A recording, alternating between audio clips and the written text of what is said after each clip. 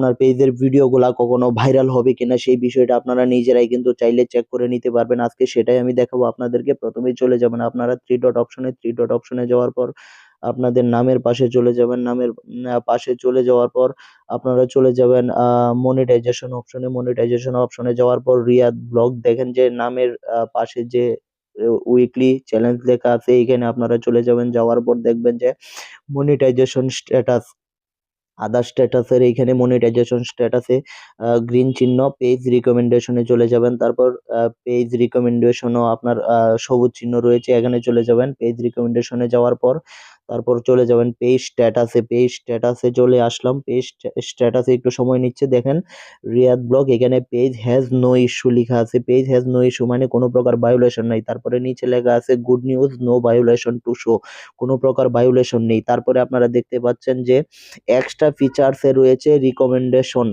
মানে recommendation active রয়েছে। মানে রিকমেন্ডেশন মানে বিষয়টা হচ্ছে ফেসবুকের যে রোবোটিক সিস্টেম রয়েছে, সেই রোবোটিক সিস্টেম আপনার ভিডিওগুলা ভাইরাল করবে।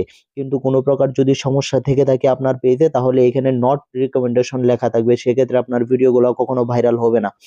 ঠিক আছে, মনিটাইজেশন অ্যাক্টিভ, এইখানে মনিটাইজেশন অ্যাক্টিভ দেওয়া আছে, তার মানে আপনার কোনো একটা ভিডিও কোনো একটা অপশন আপনি মনিটাইজেশন সেটআপ পেয়েছেন, সেজন্য অ্যাক্টিভ লেখা আছে।